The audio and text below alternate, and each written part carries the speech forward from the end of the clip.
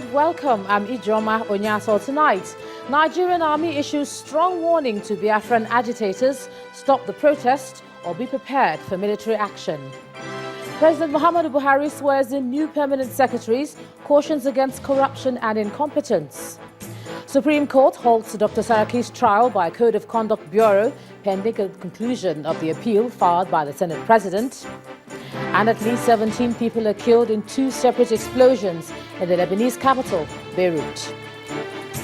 And in business news tonight, analysts predict President Buhari's new economic team will chart the course of Nigeria's fortunes in the right direction. And on sports news tonight, Nigeria's Super Eagles begin their quest for a place at the 2018 FIFA World Cup in Russia with a tricky clash against Swaziland in Lumbamba.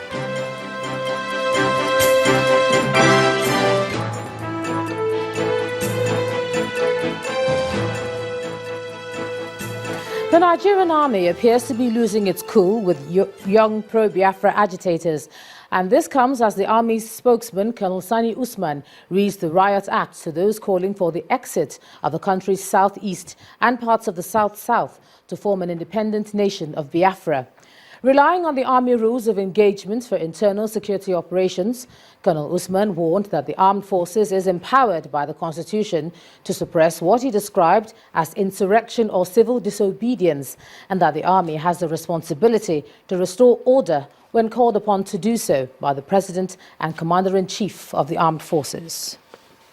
The Nigerian Army would like to send an unequivocal warning to all and sundry, more specifically to all those threatening and agitating for the dismemberment of this country, committing treasonable felony and arson, as well as wanton destructions of lives and properties, that once deployed, we shall apply the role of engagement to the latter. It is, however, hoped that such circumstances will not arise that we should be deployed on such operations. Because let nobody make any mistake within the ambit of the law, we shall definitely apply the rule of engagement to the fullest. The Apex Court has stayed proceedings in the trial of the Senate President Dr. Bukola Saraki at the Code of Conduct Tribunal on allegations of false declaration of assets. The trial, initiated by the federal government against Senator Saraki, was put on hold pending the hearing and determination of his appeal, challenging the legality of his trial at the Code of Conduct Tribunal before the Supreme Court. Our correspondent Amaka Okafor reports. Having failed to stop his trial at the appellate court, the Senate President, Dr. Bukola Saraki, has gone to the Supreme Court to ask for a stay of proceedings at the Code of Conduct Tribunal, which had refused a similar application to enable him explore his right of appeal. The prosecution, Rotimi Jacobs, at first asked the court to reject the application. He, however, made a U-turn and told the court that rather than grant a stay of proceedings at the tribunal, he would sign an undertaking to ensure that nothing prejudicial is done. He also told the court that he will file his brief of argument against the Senate President's appeal on Monday and urged the court to compel the appellant to also file his brief of argument within 2 days so that an earlier date could be fixed for hearing of the matter. In his argument earlier against the application, Mr. Jacobs submitted that no court of law administering justice has powers to grant stay of proceedings in view of the introduction of the Administration of Criminal Justice Act. Specifically, Mr. Jacobs submitted that Section 306 of the Act had removed the discretional and inherent powers of any court to grant stay in any criminal matter, but the court still ordered a stay in the case. The Supreme Court wanted all the parties to, once I could read them, the demeanor of their lordships, that they were minded for parties to stay action pending the time that the appeal will be decided. So, and they are minded to grant accelerated hearing. So that is what happened.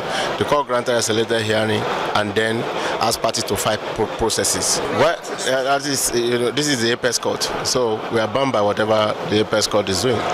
So we cannot go beyond what the apex court is doing. We came for the stay of proceedings of the trial in the CCT. And as you know, the court granted it after hearing arguments.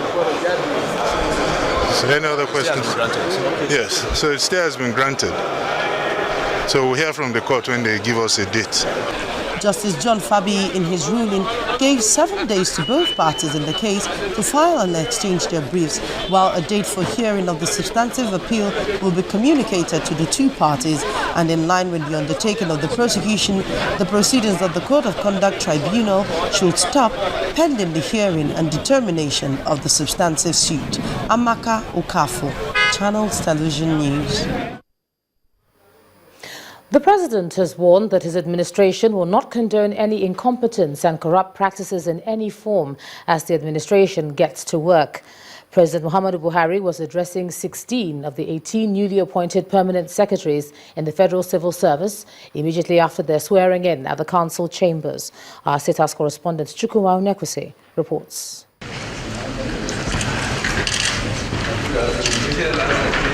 16 of them were present for the oath taking, while 2 are said to be outside the country and will be sworn in later.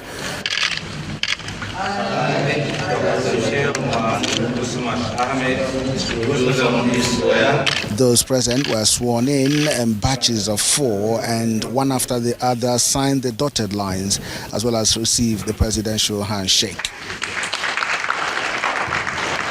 He said their selection followed a more rigorous process, a departure from the past when they would have undergone written and oral examination, charging them to defend this position of trust reposed in them. He then sounded a note of warning. It is my hope that your subsequent conduct and performance will not prove this administration wrong. I must, however, sound a note of warning. It is within public domain that ministers as chief executives of their ministries as well as other governmental officials involved in policy formulation and the implementation often complain of the intolerable levels of incompetence, indifference, or even suspected sabotage by some of the top echelon of the civil service. Even while permanent secretaries, in some instances, are exempted from these accusations, they are still responsible and liable to failing to provide the required leadership, control, and direction.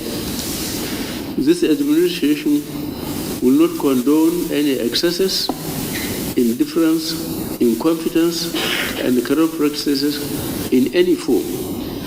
Permanent secretaries are therefore advised to note these words of caution and disseminate them to all civil servants accordingly. The president considers the civil service as a dependable ally in this era of change, promising to give them the necessary support to do their work. Chukwuma Onekwusi, Channels Television News. The Nigerian Bar Association has urged its members to discharge their duties effectively to avoid facing disciplinary action. The national president of the association, Augustine Alege, said this during the NBA's executive committee meeting in Port Harcourt, the River State capital. At the opening ceremony of the 2-day meeting, flagged off by the River State Governor Nyesom Wike, the NBA president told Channels Television that the bar is repositioning itself to work with the new Justice Minister to strengthen the country's judicial system. Our correspondent Emmanuel Ire reports. Very fruitful deliberations. Thank you very much. It's a gathering of senior members of the Nigerian Bar Association led by the national president in Port Harcourt, River State. They are here for the National Executive Committee meeting to take stock of the bar in the judicial process in the country and make far-reaching decisions. The acting CJ in River State believes the judiciary will be more effective without political interference. The judiciary, just like the learned and noble profession of law, is our common heritage. We must strive at all times to preserve it from decadence and from the meddlesome hands of politicians. The national president says the bar is set to work with the new Justice Minister to effect the needed positive changes in the judiciary. We'll also partner with him in our quest for legislative amendments Because when you have an agenda for change, to achieve it, you need to change all the laws. And that's one of our principal issues we are dealing with right now. Amending certain laws, ensuring that certain laws are passed so that we can really be a full member of the Committee of Nations. All eyes are on the judiciary now because it's clear to everybody that the judiciary remains, how big you are, the last hope of the common man. Those who have been disobeying court orders, who have treated the judiciary with so much ingratitude and neglect, when the same culture of impunity that they grew and bred is catching up on them, they go to the judiciary. One of the issues that took center stage here today is what some lawyers call the seeming conflicting judgments from the various state tribunals. And the NBA says it will call its members to question as regards their roles in ensuring the integrity of the judiciary. Emmanuel Ere, Channels Television News. In part 2, after the break, People's Democratic Party holds summit on rebranding the party. That's in a moment. Do stay with us.